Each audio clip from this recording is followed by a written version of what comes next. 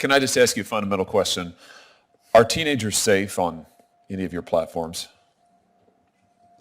Senator, we're working really hard to make that the case. So they're not now? Senator, we are investing a lot in safety and integrity across all of our platforms. We've invested billions of dollars.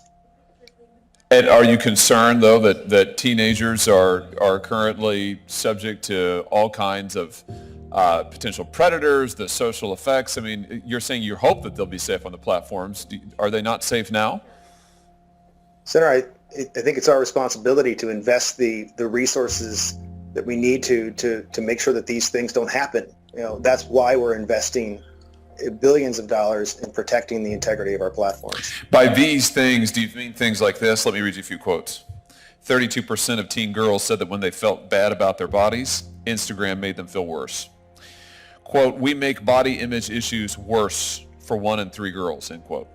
New quote, "Teens blame Instagram for increases in the rate of anxiety and depression. This reaction was unprompted and consistent across all groups." Or how about this? "Teens who struggle with mental health say that Instagram makes it worse." Or how about this? "Social comparison is worse on Instagram." Or how about this? "Aspects of Instagram exacerbate each other to create a perfect storm when it comes to body issues, identity, depression, anxiety." That doesn't sound like a very safe platform to me. Those, of course, are all from your own internal research. What do you have to say about that? Senator, again, these aren't issues that I work on, but we do have teams that are working across all of those issues: body image, well-being, and so forth. We're investing. We're doing research like this so that we can identify gaps and address them. And we're going to continue to do so. Will you make the research public? Senator, again, generally the way that we approach research is that we keep it confidential to encourage free and frank discussion about it internally.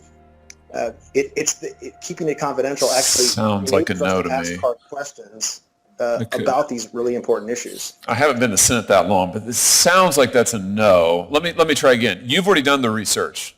This research is completed. You've done it. You know the results. You know the data. You've actively misled Congress for years now. You've deliberately misled senators as recently as just a month ago. Senator Blumenthal was just putting on the record. You have the research. Will you make it public? Yes or no? Senator, I'd strongly reject those characterizations. The issue of greater transparency around research. Let's try answering my question. Will you release the research? Yes or no? Senator, it's something we're looking into, how to provide greater transparency with appropriate context around the research. Right. What would the appropriate context be exactly? What's the context for 32% of teen girls saying that they feel worse when they use Instagram? Is there context I'm missing there? What is it that parents need to know? What's the context exactly? I'm intrigued by that statement.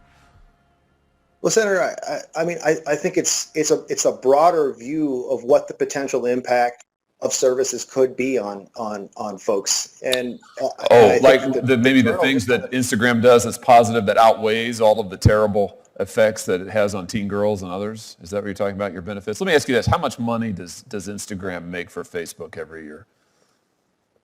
Senator, I don't know the answer to that. How much money do you make from teens being addicted to Instagram every year? Senator, I wouldn't agree with that characterization. How much money do you make from your teen users every year?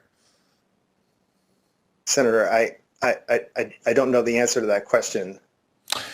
I bet it's a lot. I'll give it to you for the record. I think we all know what's really going on here. You won't release the research because this is a cash cow for you.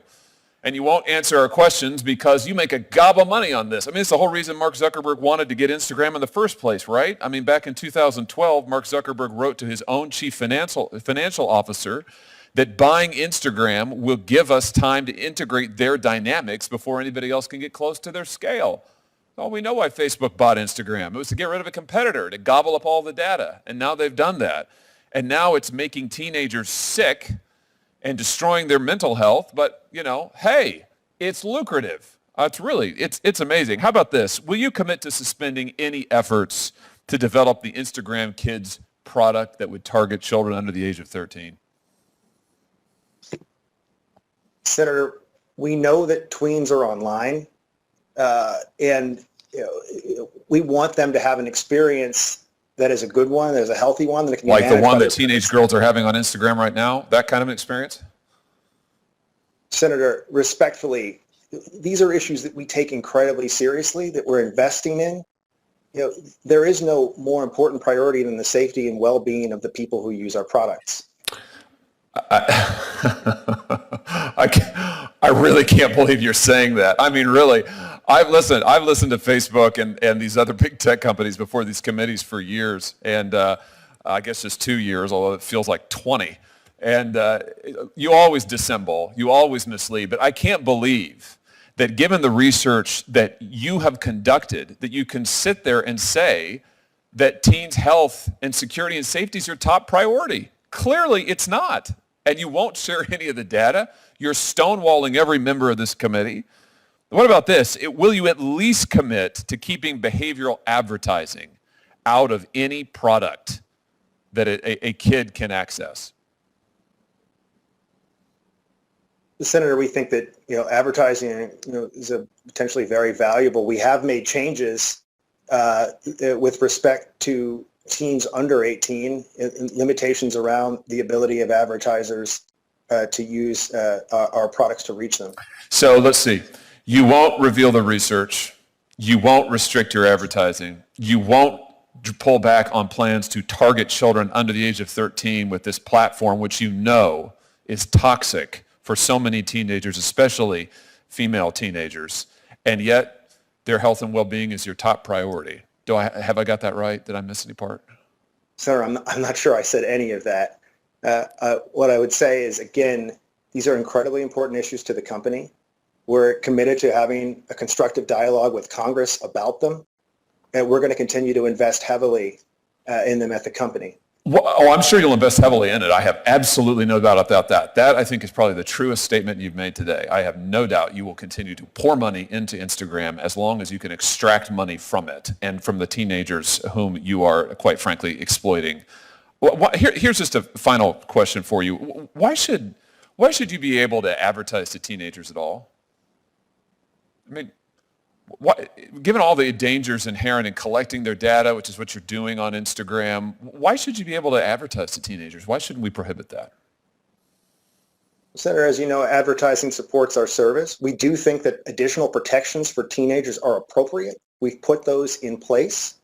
We're going to continue to look into ways to keep teenagers safe on our services while being able to support them with advertising.